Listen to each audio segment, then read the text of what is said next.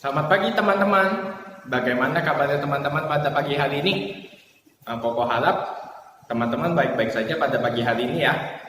Kembali lagi di sekolah minggu pada pagi hari ini. Kalau gitu Koko mau ajak kita mau mengucap syukur dan berterima kasih pada Tuhan kita karena kita sudah diberikan berkat pada pagi hari ini sehingga kita dapat berkumpul kembali di ibadah sekolah minggu ini walaupun hanya sebatas online ya teman-teman. Kalau gitu Koko mau mengajak kita untuk menyanyikan lagu Bapa Engkau Sungguh Baik.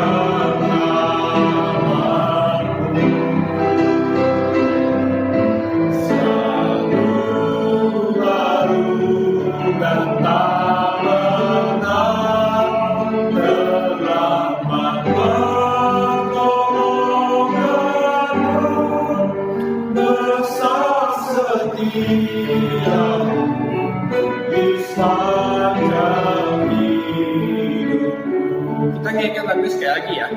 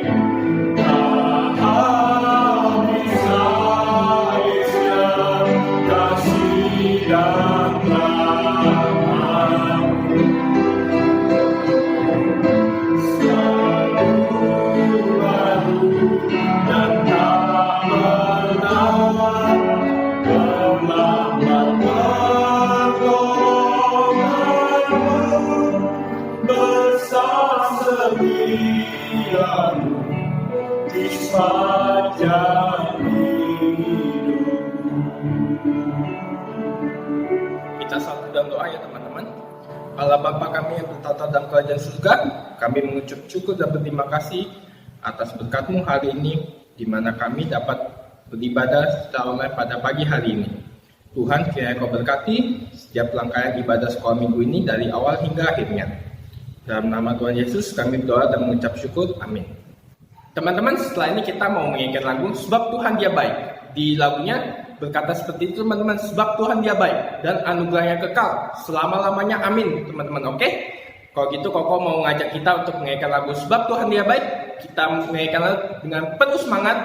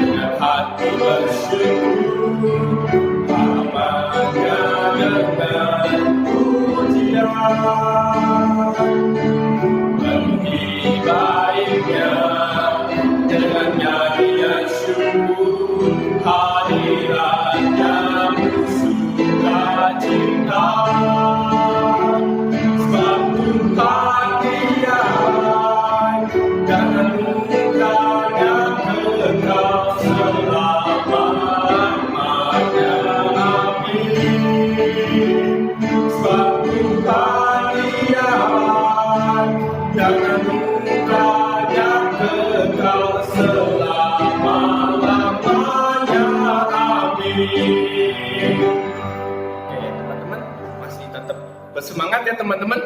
Setelah ini kita mau nyanyiin lagu Allah Itu Baik. Nah teman-teman, di lagunya tertulis seperti ini teman-teman. Dia menyediakan yang kuperlukan. Kita diberi tempat tinggal sama Tuhan, kita diberi makanan, kita diberi pakaian untuk kita pakai, dan semuanya dikasih oleh Tuhan dengan cuma-cuma kepada kita teman-teman. Maka dari itu Koko mau ngajak kita untuk mengucap syukur kepada Tuhan kita dengan kita mengatakan Allah itu baik.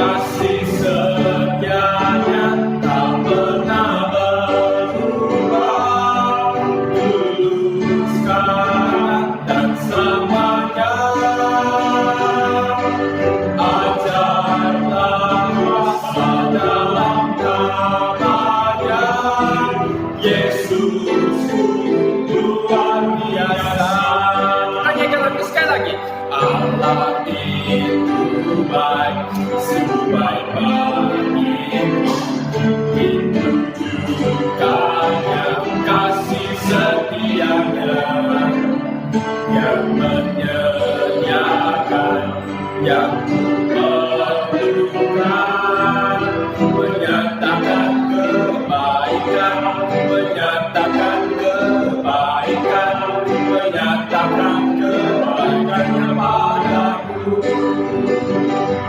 Kasih setianya tak pernah berubah, dulu sekarang dan selamanya. Ajarlah kuasa dalam namanya, Yesus luar biasa. Setelah ini kita mau mendengarkan firman Tuhan yang akan diberitakan nanti oleh kokonya. Dan sebelum itu mari kita siapkan hati kita dan siapkan pikiran kita. Kita mau menyanyikan lagu Firman Kehidupan.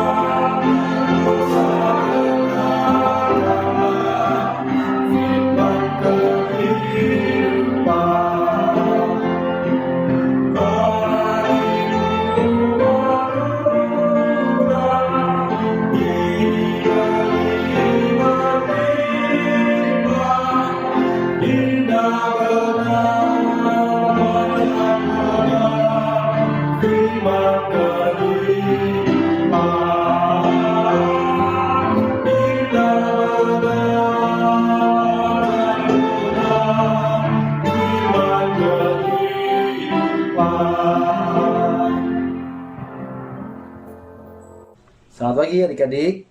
Yuk kita sama-sama mau mendengarkan firman Tuhan. Koko akan pimpin kita masuk ke dalam doa terlebih dahulu. Kita bersatu dalam doa. Bapa di surga, Bapa yang baik, kami berterima kasih Tuhan kalau Tuhan sudah boleh memimpin kami dimanapun kami berada, mengikuti video nonton dari YouTube ini tentang sekolah minggu. Tuhan, sekarang kami mau duduk diam mendengarkan firman Tuhan.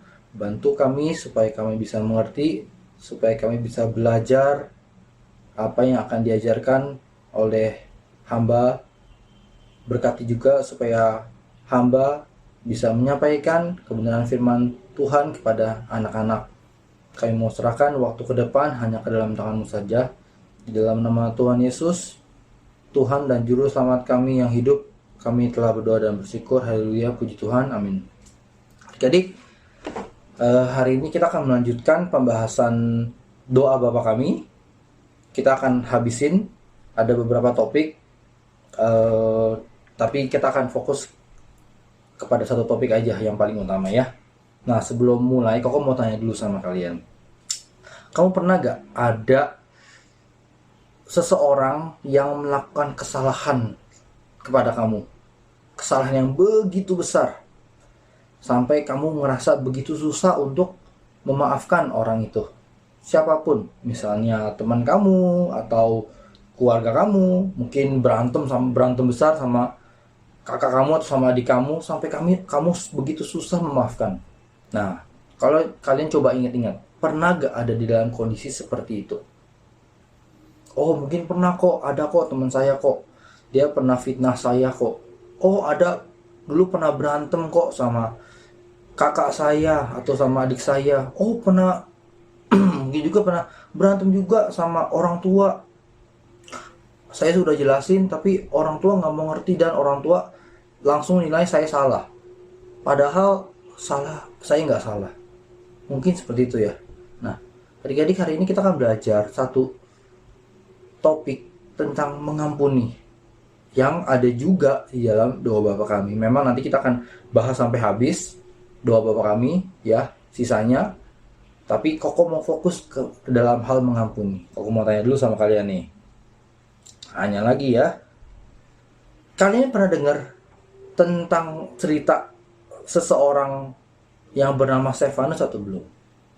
Karena kisah Stefanus juga akan dibahas pada hari ini secara singkat ya. Kalau kalian pernah dengar, bagus. Atau kalau kalian lupa, Koko akan jelaskan secara singkat tentang siapakah Stefanus itu. Nah, di dalam Kisah Rasul, ketika gereja mula-mula, jemaat mula-mula setelah kejadian Pentakosta, ada 12 rasul yang menjadi pemimpin gereja. Dan ternyata dari 12 rasul itu pekerjaannya terlalu banyak yang harus dilakukan. Mereka akhirnya mengangkat 7 orang diaken, 7 orang penatua untuk membantu mereka di dalam tugas-tugas seperti melayani janda, melayani orang-orang miskin, memberikan makan kepada orang yang kekurangan, lalu juga mengunjungi orang sakit. Nah, itu tugas-tugas diaken atau penatua. Nah, dari 7 diaken yang diangkat, ada 1 diantaranya yang bernama Stefanus. Nah, Stefanus ini, dia ketika melakukan tugasnya, dia banyak orang yang tidak menyukai Stefanus. Terutama adalah pemimpin-pemimpin agama Yahudi. Akhirnya apa yang terjadi? Mereka menangkap Stefanus. Stefanus ditangkap, lalu diadili.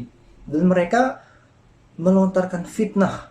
Mereka menyampaikan fitnah tentang Stefanus. Apa yang kalian rasakan kalau kalian ada di posisi Stefanus? Kalian melakukan hal yang baik. Kamu melayani orang, membantu orang, memperhatikan janda, orang miskin, orang kekurangan. Terus kamu dibawa, kamu difitnah. Seperti tadi, bagaimana perasaan kamu? Apakah kamu akan marah? Normal ya kalau kamu berasa marah ya. Kalau Koko rasa kalau Koko ditempatkan di posisi Stefanus, Koko juga mungkin akan marah. Loh, saya melakukan hal yang baik, tapi kok malah difitnah? Stefanus tidak marah, justru Stefanus mengambil kesempatan itu untuk menyampaikan firman Tuhan. Lalu Stefanus mulai cerita dari Abraham. Ini dari zaman Abraham diberkatin, lalu Tuhan punya perjanjian khusus dengan Abraham. Dari Abraham kisah-kisah ke Yakub, lalu Yakub ditunjuk akan menjadi bangsa pilihan Tuhan.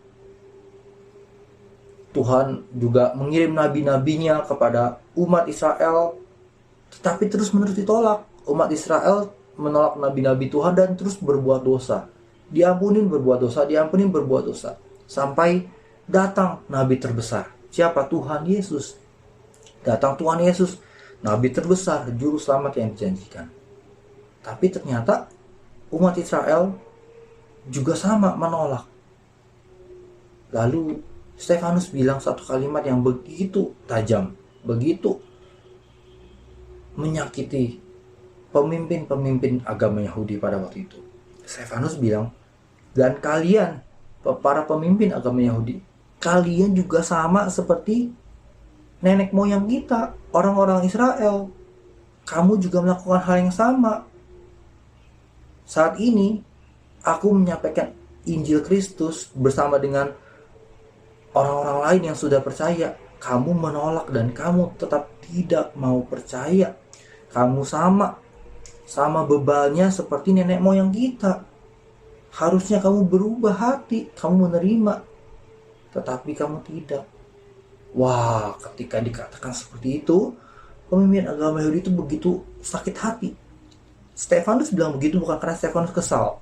Stefanus mengucapkan kalimat keras seperti itu untuk menyadarkan.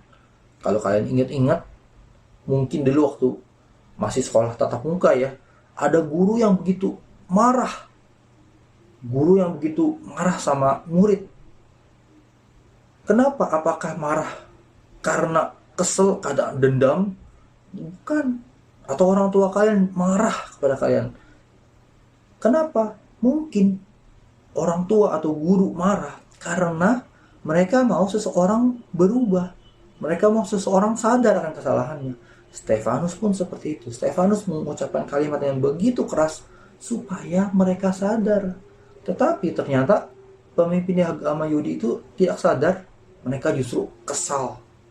Dan apa yang terjadi? Mereka tarik Stefanus keluar dari pengadilan. Lalu mereka mulai melempar batu dan numpukin Stefanus dengan batu. Nah, waktu Stefanus ditimpuk dengan batu, Stefanus mengucapkan kalimat yang begitu luar biasa. Kita sama-sama buka ayat Alkitabnya ya. Dari Kisah Rasul 7. Kisah para Rasul 7 ayat 51 sampai 60. Nah, nanti kita akan baca, Koko akan bacakan 51 sampai 60, tapi nanti akan penekanannya adalah di dua ayat, 55 dan 56. Tapi Koko bacain dari ayat 51 sampai 60 ya, supaya kalian kebayang sedikit seperti apa sih ceritanya. Kisah Rasul 7 ayat 51. Hai orang-orang yang keras kepala dan yang tidak bersunat hati dan telinga, kamu selalu menentang Roh Kudus sama seperti nenek moyangmu. Demikian juga kamu. Siapakah dari nabi-nabi yang tidak dianiaya oleh nenek moyangmu? Bahkan mereka membunuh orang-orang yang lebih dahulu memberitakan tentang kedatangan orang benar. Maksudnya Tuhan Yesus, kedatangan orang benar itu ya. Yang sekarang telah kamu khianati dan kamu bunuh. Kamu telah menerima hukum Taurat yang disampaikan oleh malaikat-malaikat, akan tetapi kamu tidak menurutinya. Ketika anggota-anggota mahkamah agama itu mendengar semuanya itu, sangat tersusuk hati mereka. Maka mereka menyambutnya dengan gertakan gigi. Tetapi Stefanus yang penuh dengan Roh Kudus menatap ke langit lalu melihat kemuliaan Allah. Dan Yesus berdiri di sebelah kanan Allah. Lalu katanya, sungguh aku melihat langit terbuka dan anak manusia berdiri di sebelah kanan Allah. Maka berteriak-teriaklah mereka dan sambil menutup telinga serentak menyerbu dia. Mereka menyeret dia, Stefanus, keluar kota lalu melemparinya dengan batu maksudnya ya. Dan saksi-saksi meletakkan jubah mereka di depan kaki seorang muda yang bernama Saulus. Sedang mereka melemparinya, Stefanus berdoa, katanya, ya Tuhan Yesus, terimalah rohku. Sambil berlutut, ia berseru dengan suara nyaring, Tuhan, janganlah tanggungan dosa ini kepada mereka. Dengan perkataan itu meninggallah ia. Jadi Stefanus, kok salah tadi ya. Ayatnya maksudnya bukan 5556 tapi 59 dan 60. Ayat utamanya. Kok bacain ulang ya. Sedang mereka melemparinya, Stefanus berdoa. Katanya, ya Tuhan Yesus, terimalah rohku. Sambil berlutut ia berseru dengan suara nyaring, Tuhan, jangan tanggungkan dosa ini kepada mereka. Dan dengan perkataan itu meninggallah ia. Jadi Stefanus khotbah menjelaskan mereka nggak senang, mereka tarik keluar dan mereka timbukin Yohanes. Stefanus justru bisa berdoa kepada Tuhan Yesus dan Stefanus berdoa tentang pengampunan. Jangan tanggungkan dosa ini kepada mereka. Stefanus mengampuni orang-orang yang melempari Stefanus dengan batu. Padahal Stefanus menyampaikan hal yang baik, menyampaikan hal yang benar. Itu adalah cerita tentang Stefanus.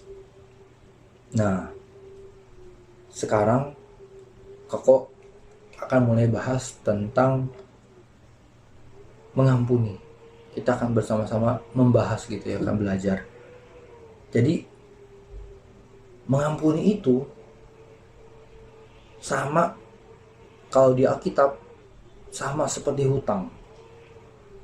Banyak ayat-ayat Alkitab perumpamaan yang menggambarkan bahwa dosa itu, kesalahan itu sama seperti hutang. Misalnya adalah perumpamaan tentang orang yang berhutang kepada raja 10.000 talenta. 10.000 talenta itu menggambarkan jumlah dosa atau jumlah kesalahan yang begitu besar. Tetapi raja mengampuni. Nah, raja itu gambaran dari siapa? Gambaran dari Tuhan Allah, Allah Bapa. Jadi, yang pertama, kesalahan itu sama seperti hutang. Ketika kita mengampuni kesalahan orang lain, itu sama seperti ada seseorang yang punya hutang sama kita, sekian berapapun hutangnya gitu ya, entah besar entah kecil, lalu kita lunaskan hutangnya tanpa orang itu perlu membayar kepada kita. Susah nggak? Susah. Kalau utangnya kecil mungkin gampang ya dimaafin ya. Hutangnya misalnya cuma 5.000, ya udah deh 5.000 deh. Tapi kalau hutangnya besar 50.000, waduh, tunggu dulu, nanti dulu, masa mau dianggap lunas begitu aja? Nggak bisa. 50.000 bisa buat beli bakso berapa banyak, wah susah, nanti dulu kok, seperti itu. Nah, mengampuni kesalahan orang, kalau orangnya salah sama kalian sedikit, kalian mungkin gampang. Tapi kalau kesalahannya besar, dia misalnya ngerusak benda kesayangan kamu, pulpen kesayangan kamu, pulpen yang mahal, jadi jatuh tuh terus jadi rusak, wah kalian susah untuk memaafkan. Yaitu mengampuni kesalahan sama seperti melunaskan hutang. Dan di cerita Stefanus tadi, Stefanus diperlakukan secara tidak adil. Pertama, Stefanus difitnah. Yang kedua, Stefanus dilempari batu sampai mati.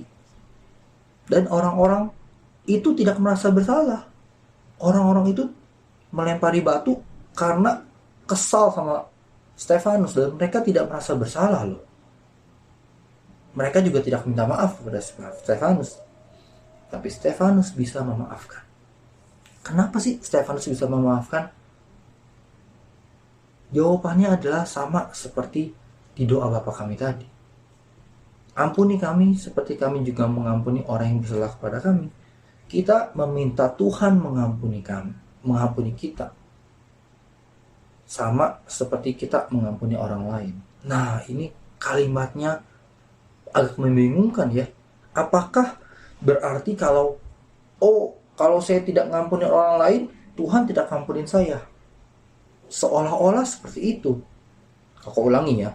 Seolah-olah kalau kita tidak mengampuni orang lain, Tuhan juga tidak akan mengampuni kita. Seolah-olah seperti itu. Tapi sebetulnya maksudnya tidak begitu. Jadi tidak berarti kalau kita tidak mengampuni orang lain, kita nggak mau mengampuni orang lain, terus kita tidak diselamatkan. Kita nggak jadi masuk surga, Tuhan Yesus nggak ampunin kita. Tidak berarti seperti itu. Terus artinya gimana? Nah, kok mau jelasin. Ketika kita tidak mau mengampuni orang lain, berarti yang kita rasakan apa? Dendam, amarah, kesal. Ketika kita dendam, ketika kita marah kepada orang lain, itu kita merusak hubungan kita dengan Tuhan. Kita sedang merusak hubungan kita dengan Tuhan. Kenapa? Karena Tuhan memerintahkan bahwa kita harus mengasihi Tuhan. Lalu yang kedua, kita harus mengasihi sesama. Kalau kita benar-benar mengasihi Tuhan, buktinya adalah kita bisa mengasihi sesama. Di 1 Yohanes 4 ayat 20. Kita baca bersama-sama yuk. 1 Yohanes 4 ayat yang ke-20. Jikalau seorang berkata, aku mengasihi Allah, dan ia membenci saudaranya, maka ia adalah pendusta. Karena barang siapa tidak mengasihi saudaranya yang dilihatnya, tidak mungkin mengasihi Allah yang tidak dilihat. Jadi, kita harus mengasihi sesama kita. Mengasihi sesama adalah bukti kita mengasihi Allah. Kalau kita tidak mau mengampuni orang yang bersalah kepada kita, kita dendam, kita menyimpan dendam, itu adalah bukti bahwa kita tidak mengasihi Allah. Dengan demikian, relasi kita, hubungan kita dengan Allah menjadi rusak. Berarti kita harus belajar untuk mengampuni, meskipun mengampuni itu susah. Tetapi Tuhan mau kita belajar mengampuni kepada orang lain yang bersalah kepada kita. kita harus mau belajar mengampuni. Meskipun besar, meskipun susah, tetapi kita perlu belajar. Terus apalagi artinya kok ampuni kami seperti kami mengampuni orang yang bersalah kepada kami? Artinya apalagi? Artinya adalah bukan berarti seperti ini ya. Bukan berarti kita meminta Tuhan mengampuni kita karena kita sudah mengampuni orang lain. Bukan berarti begitu. Kita nih, Tuhan, aku udah ampunin dia. Tuh, aku berantem sama kokoku pukul aku ampunin dia. Karena aku sudah ampunin dia, nah Tuhan harus ampunin aku ya. Nah, bukan berarti begitu, itu salah. Kita tidak bisa membawa, nih Tuhan, aku sudah mengampuni orang lain, lalu kita kasih ke Tuhan. Karena itu Tuhan harus mengampuni saya juga. Dengan dasar aku sudah mengampuni orang lain. Ayat itu tidak bicara seperti itu. Ayat itu bicara yang tadi Koko sampaikan. Ayat itu bicara bahwa kita, ketika kita tidak mengampuni orang lain, relasi kita, hubungan kita dengan Tuhan ikut terganggu, ikut menjadi rusak. Kenapa? Karena Tuhan sudah memerintahkan kita untuk mengasihi Tuhan dan mengasihi sesama. Seperti itu ya maksudnya. Nah, sekarang sampai ke aplikasi ya. Kita mau tutup. Ini ada beberapa hal yang Koko perlu jelaskan tentang mengampuni. Yang pertama, mengampuni itu bukan berarti melupakan. Loh, kok begitu kok? Bukannya istilahnya forgive and forget. Mengampuni dan melupakan. Nah, Koko jelasin dulu ya supaya kalian bisa ngerti ya. Mengampuni tidak berarti melupakan. Maksudnya bukan berarti kamu ingat-ingat. Kamu ingat-ingat kesalahan orang. Nah, kalau dalam hal seperti itu, kamu melupakan kesalahan seseorang. Kamu tidak ingat-ingat lagi. Itu betul. Tapi, kalau maksudnya dilupakan secara benar-benar seperti kamu hilang ingatan, mana bisa? Sulit. Sulit untuk kamu hapus memori kamu, hapus ingatan kamu. Kenapa? Karena kita kan tidak bisa mengatur ingatan kita. Oh, saya mau ingat yang ini, yang itu saya lupakan. Terus kayak kamu hapus foto dari handphone kamu ya, kamu delete terus hapus, hilang begitu aja. Enggak bisa seperti itu. Terus maksudnya apa? Maksud melupakannya adalah melupakan kamu tidak ingat-ingat lagi. Kamu sudah mengampuni dan kamu sudah benar-benar tidak mengulang lagi, tidak mengingat-ingat lagi. Ingat ya, dulu lu pernah sama gue lu. Dulu lu pernah bikin salah sama gue, lu pernah berantem sama gue lu pernah rusakin pulpen gue lu, rusakin mainan gue lu pernah begini lu ya, inget lu. Nah, itu yang tidak boleh. Itu yang perlu dilupakan. Tapi bukan melupakan memori. Bisa bedain ya. Jadi, mengampuni tidak selalu berarti melupakan. Berikutnya, mengampuni itu susah, sangat susah. Kalau kesalahannya begitu besar, sangat susah. Terus bagaimana caranya kita bisa mengampuni orang yang bersalah begitu besar kepada kita? Caranya adalah kita minta Roh Kudus untuk mengampuni, untuk membantu kita mengampuni orang lain. Kita perlu berdoa, Tuhan, ajar aku untuk bisa mengampuni. Ajar aku untuk bisa memaafkan orang itu. Orang itu sudah bersalah begini kepadaku. Tapi aku mau memaafkan, aku mau mengampuni. Ajar aku. Kamu minta pertolongan daripada Roh Kudus. Maka Roh Kudus akan membantu kita, mengubahkan hati kita yang tadinya keras, kita dendam. Kita jadi perlahan-lahan kita bisa mengampuni. Dan mungkin tidak cepat loh. Ada beberapa cerita yang mengampuni itu perlu waktu berminggu-minggu, berbulan-bulan. Bahkan ada yang bertahun-tahun. Tetapi pada akhirnya kita bisa mengampuni. Lalu, mengampuni itu bukan berarti kamu diam ketika kamu diperlakukan tidak adil. Ketika seseorang melakukan hal buruk kepada kamu, hal yang tidak baik kepada kamu, bukan berarti kamu diam. Oh, saya ampunin, udah deh saya diam aja. Kamu, misalnya ada orang isengin kamu, isenginnya keterlaluan ya. Misalnya ya pokoknya iseng melakukan hal yang jahat kepada kamu, bukan berarti oh saya ampuni, saya diem aja, saya ngalah, saya diem aja, saya nggak ngomong apa. Bukan berarti begitu loh. Kalau kamu diisengin, dijahatin, diperlakukan secara tidak adil oleh orang lain, kamu perlu bicara. Kamu perlu sampaikan itu kepada orang lain, orang yang lebih dewasa, orang yang lebih mempunyai hak. Kalau kamu misalnya diisengin sama adik kamu, kakak kamu perlu sampaikan itu kepada orang tua kamu. Kok itu berarti ngadu dong? Nah, beda dikit ya, tipis-tipis ya sama ngadu ya. Kalau kamu ngadu untuk menyampaikan karena kamu tidak bisa menegur langsung, ya lebih baik kamu minta tolong, sampaikan. Misalnya ada orang yang berlaku kasar terhadap kamu, pukul kamu. Kamu tidak boleh membalas, karena kita harus membalas kejahatan dengan kebaikan. Itu kata Alkitab. Tapi bukan berarti kamu diem aja. Kamu sampaikan kepada orang lain.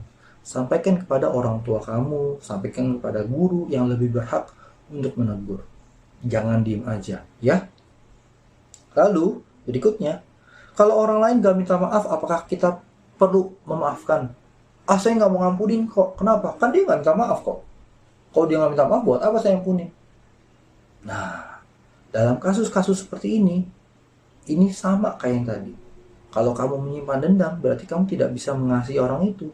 Kamu tidak bisa mengasihi sesama kamu, berarti kamu tidak bisa mengasihi Tuhan. Akan merusak hubungan dengan Tuhan. Berarti meskipun seseorang tidak minta maaf kepada kamu, belum minta ampun, orang itu merasa dirinya tidak salah, kita tetap perlu belajar mengampuni orang itu. Dan mengampuni perlu berhati-hati. Ya, mengampuni itu bukan berarti kamu percaya 100%. Orang itu udah minta maaf kok. Saya percaya 100%. Padahal sebelumnya orang itu sudah fitnah kamu sekali, 2 kali, 3 kali. Nah, kamu perlu berhati-hati. Ini namanya bijaksana. Bukannya terus curiga. Wah, jadi gak percaya. Bukan, itu namanya bijaksana. Kamu berhati-hati. 1 kali kamu difitnah, 2 kali kamu difitnah, ya kamu harus memperhatikan. Berarti kamu tidak boleh, harus menjaga jarak dengan orang itu. Bukan berarti musuhan ya, bukan berarti dendam ya, tapi berhati-hati.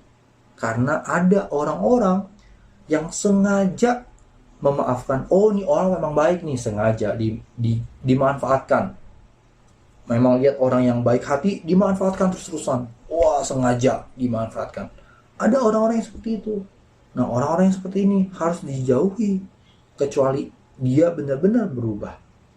Kita juga perlu kasih nasihat, tapi kita juga perlu berhati-hati. Mengerti ya adik-adik ya? Dan yang terakhir, kenapa kita perlu mengampuni? Mengampuni itu pertama selain daripada memang itu diperintahkan Tuhan, selain daripada itu berarti kita mengasihi sesama dan mengasihi Tuhan. Mengampuni itu mendamaikan. Mengampuni itu memperbaiki hubungan. Sama seperti Tuhan sudah mengampuni kita. Tuhan memperbaiki hubungan antara kita dengan Tuhan. Hubungan kita manusia sudah rusak dengan Tuhan, tapi Tuhan mau mendamaikan, mau memperbaiki hubungan dengan cara apa? Tuhan mengampuni kita.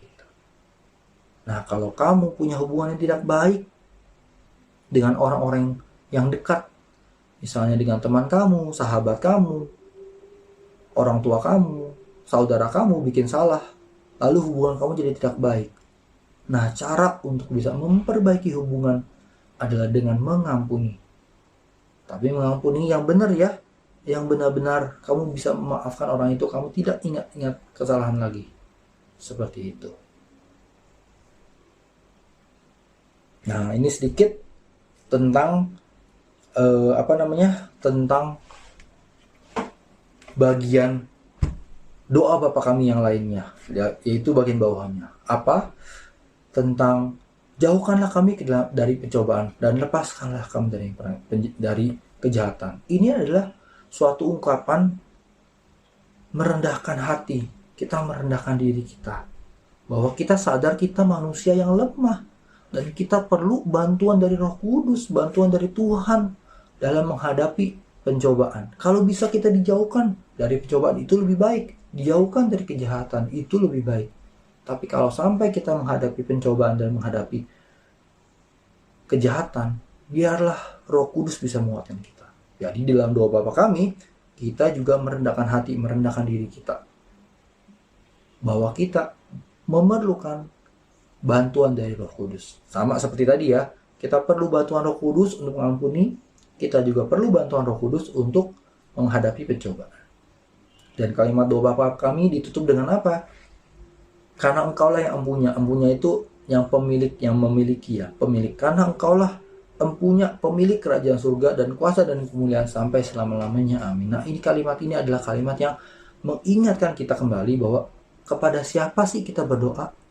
Oh, kita berdoa kepada Tuhan Allah, pemilik segala sesuatu loh. Pemilik kerajaan, pemilik kuasa, pemilik kemuliaan. Tuhan yang maha kuasa, Tuhan yang maha mulia. Dan itu membuat kita tenang. Kalau sebelum doa kita mungkin panik, mungkin gelisah, kita takut. Tapi setelah doa kita bisa tenang. Kenapa? Kalimat doa Bapa kami, penutup dari doa Bapa kami mengingatkan kita. Tuhan adalah Tuhan pemilik segala sesuatu. Tuhan yang memiliki kuasa, Tuhan yang memiliki kemuliaan. Oh, jadi kita tenang, kita percaya. Rencana Tuhan adalah rencana yang indah, rencana yang baik bagi kita. Dan itu pasti terjadi. Mungkin bukan ikut waktunya kita, mungkin tidak sesuai dengan apa yang kita inginkan, tapi kita tahu Tuhan mengasihi kita dan Tuhan akan menjawab doa kita menurut Tuhan yang terbaik. Itu pasti akan terjadi, bukan menurut kita ya. Jadi sampai di situ, sekarang kita mau doa. Hari ini kita belajar banyak terutama tentang mengampuni. Kita satu di dalam doa. Setelah itu doa Bapak setelah itu ada Bapak terima kasih, lalu baru masuk ke wis ya. Bapa di dalam surga, kami berterima kasih Tuhan kalau hari ini kami telah belajar menyelesaikan tentang kalimat dari doa Bapa kami.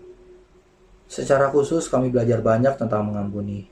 Biarlah Tuhan kami bisa belajar mengampuni seperti Tuhan yang sudah mengampuni kami. Karena kami tahu ketika kami bisa mengampuni orang lain yang bersalah kepada kami juga akan memiliki relasi yang baik. Tidak hanya dengan orang itu, tetapi juga relasi yang baik dengan Tuhan. Karena Tuhan sudah memerintahkan kami, memberikan perintah agar kami mengasihi Tuhan dan mengasihi sesama kami. Ajar kami untuk mengampuni, ajar kami juga untuk minta ampun ketika kami bersalah kepada Tuhan. Ketika kami melakukan dosa, kami bisa sungguh-sungguh minta ampun, sungguh-sungguh menyesal, sungguh-sungguh bertobat. Bukan hanya minta maaf di mulut saja. Terima kasih Bapa di surga. Dalam nama Tuhan Yesus, kami telah berdoa dan mengucap syukur. Haleluya, puji Tuhan. Amin. Bapa terima kasih. Bapa terima kasih. Bapa terima kasih. Bapa di dalam surga, puji terima kasih. Amin. Kuis kita untuk hari ini ada 2 soal. Yang pertama adalah, mana tuh soalnya? Mana? Nih dia. Yang pertama adalah mengapa kita perlu mengampuni orang lain. Kalian jawab ya. Yang pertama, mengapa kita perlu mengampuni orang lain, orang yang bersalah kepada kita. Kalian jawab. Boleh jawaban kalian, boleh jawaban yang tadi sesuai cerita yang tadi Koko sudah sampaikan. Dan yang nomor kedua, bagaimana cara kita mengampuni orang lain yang melakukan kesalahan besar kepada kita? Bagaimana cara kita bisa mengampuni orang lain itu yang melakukan kesalahan besar kepada kita? Jawab ya. 2 soal kuis kita untuk hari ini. Koko tunggu jawabannya. kirim ke nomor WhatsApp Koko kayak biasa. Hari ini kita nggak ada ayat hafalan. Mungkin minggu depan Kak Dani akan ada ayat hafalan ya, tapi hari ini nggak ada ayat hafalan.